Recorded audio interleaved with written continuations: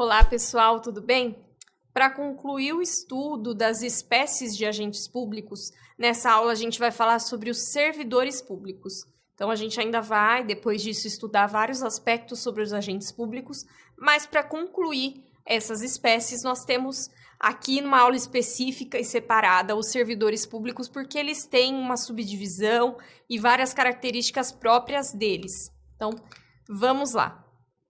Afinal de contas, quem são servidores públicos, né? O que é um servidor público? Servidor público são os agentes públicos que têm vínculo profissional com o Estado. Então, a gente sabe que agente público é todo mundo que atue em nome do Estado. Mas aqui essas pessoas elas estão atuando em nome do Estado porque elas têm um vínculo profissional com ele, né? Então, elas estão realmente num vínculo profissional, prestando um serviço profissional para o Estado.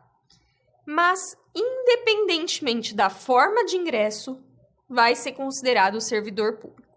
Esse vínculo ele vai poder ter algumas variações, por isso que a gente tem subdivisões. A gente tem funcionários públicos, empregados públicos e os servidores temporários. Então, vamos compreender cada um desses. Funcionários públicos primeiro, pessoal. Como que eles entram na estrutura do Estado? Através de concurso público, normalmente, mas nem sempre. Porque existem os cargos em comissão que a pessoa só é nomeada. Ela não vai ter a estabilidade, uma série de garantias, mas ela ainda vai ser funcionário público. O que eles ocupam ali? Cargo público. Então, eles são, normalmente, eles entram por meio de concurso público, às vezes vai ser nomeação, vão ocupar um cargo público e vão ter um regime jurídico estatutário. Existe um estatuto, uma série de normas específicas que vão reger a relação profissional deles com o Estado. Os empregados públicos, por sua vez, sempre ingressam por meio de concurso público. Mas eles vão ocupar não mais um cargo público, mas sim um emprego público. E aí, existe um regime jurídico seletista. A gente vai aplicar a CLT, mas não vai ser exatamente da mesma forma que é para a iniciativa privada, porque ela vai ser adaptada, afinal de contas, é uma relação que envolve o Estado e não uma empresa particular, né? Então, tem uma série de regras a serem obedecidas aqui. Os empregados públicos, eles têm um regime seletista adaptado e algumas diferenças a gente precisa destacar. Primeira diferença, pessoal, o ingresso sempre vai ser por meio de concurso público. Na iniciativa privada, não interessa. Se eu quiser, se eu sou dona de uma empresa e quero contratar a pessoa que eu vi passando na rua hoje, eu posso fazer isso, se ela quiser, né? Então, não precisa de concurso, não tem toda uma seleção rigorosa. Com relação à remuneração, eu posso pagar quanto eu quiser. Se eu quiser pagar milhões de reais por mês, eu posso. Na administração pública não funciona assim. A gente vai ter um teto de remuneração que precisa ser respeitado também nos empregos públicos. Por fim, quanto à demissão. Da mesma forma que eu posso contratar qualquer um na iniciativa privada, eu posso mandar embora qualquer um, com ou sem justa causa, desde, é lógico, que eu pague todas as verbas e todas as questões trabalhistas. Enquanto que na administração pública, a demissão ela é um ato que precisa ser motivado para que ele seja válido. Então, eu não posso sair demitindo sem justa causa.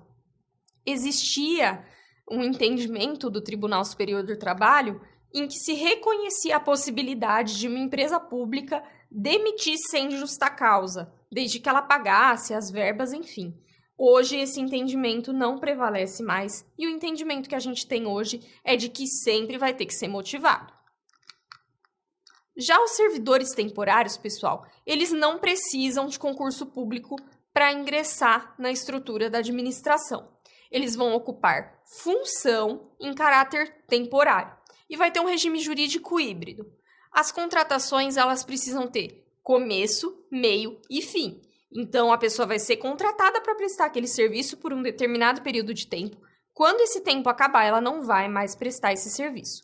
Por exemplo, pessoal, quando a gente fazia o censo demográfico, era necessário uma série de servidores ali específicos para perguntar para as pessoas, né? Então elas tinham que ir na casa das pessoas e fazer aquelas perguntas, preencher os formulários, mas depois que tivesse sido feito, não era mais necessário.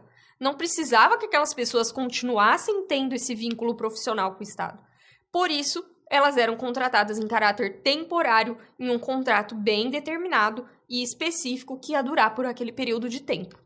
Então, eram essas as diferenças.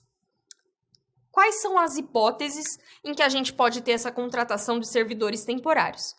Para atender excepcional interesse público, como era o caso ali, né, do censo demográfico, ou mesmo, por exemplo, agora com a pandemia, né, se a gente precisasse de pontualmente contratar mais enfermeiros para fazer vacinação ou mais faxineiros para limpar hospitais por conta, né, de toda a situação do Covid, isso seria um excepcional interesse público e isso poderia ser pontual ao longo de 3 meses, enquanto a pandemia está muito no auge, ou até que vacinasse todo mundo, enfim.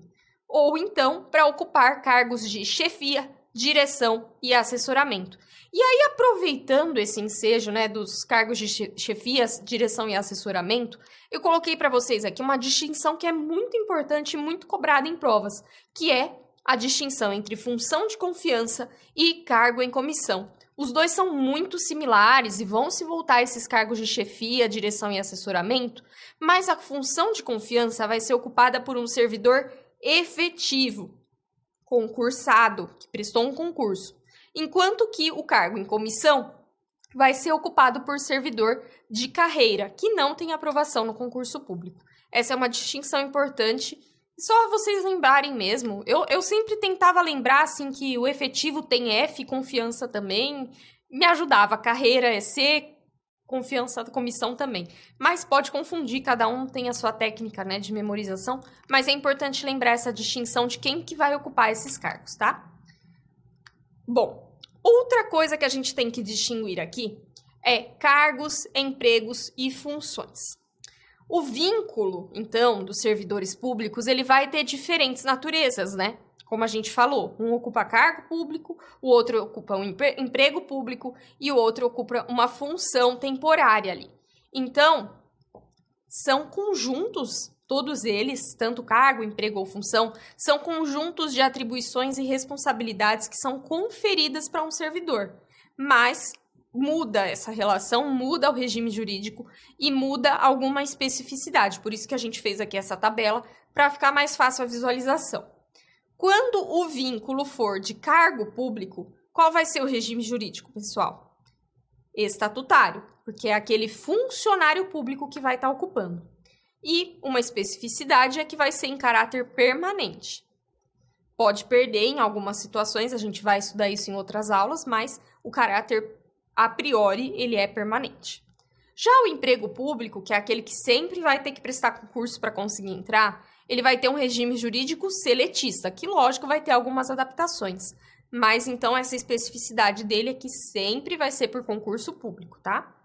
E, por fim, quando o que ele estiver desempenhando ali for uma função pública, ele vai ter um regime jurídico híbrido, justamente porque é um contrato determinado em caráter temporário. Então, ele vai ter essas regrinhas distintas e específicas para ele, para que ele dure no tempo necessário. Espero que vocês tenham compreendido essa distinção, pessoal. E agora a gente vai falar um pouquinho sobre servidores de regime especial. É muito comum, quando a gente está tendo essa aula, a gente começar a pensar assim, bom, e juiz? Juiz é funcionário público, né? Porque ele presta o concurso, fica lá em caráter permanente? Não. O entendimento majoritário da doutrina é de que eles são servidores de regime especial. Por quê, pessoal? Eles têm um estatuto próprio, e isso se aplica tanto para os juízes quanto para os membros do Ministério Público. Eles têm todo um estatuto próprio, né? Existe o estatuto da magistratura, da mesma forma que para o Ministério Público existe uma série de regras específicas. Ademais, pessoal, eles não vão adquirir estabilidade como acontece com os funcionários públicos. Eles adquirem vitaliciedade no cargo. Eles não vão ser estáveis no serviço público. Eles vão ser vitalícios no cargo. Não pode deixar de existir juiz enquanto existir um juiz. né? Ele é vitalício, ele não pode perder. Enquanto que um servidor estável pode, se aquele cargo que ele desempenhava for extinto, pode ter que passar a desempenhar outro cargo readaptado. Então, é importante compreender essa distinção, apesar de que muitas das regras dos funcionários públicos se aplicam sim a eles, mas é importante vocês entenderem que eles não são considerados funcionários públicos e pode cair em uma prova até como uma pegadinha colocar que eles são funcionários públicos. Espero que vocês tenham compreendido, pessoal. São muitos nomes, às vezes fica meio confuso, mas reassiste a aula se for necessário, vai pausando, anotando, para você compreender muito bem. Nós estamos aqui e te aguardo até a próxima aula. Até já!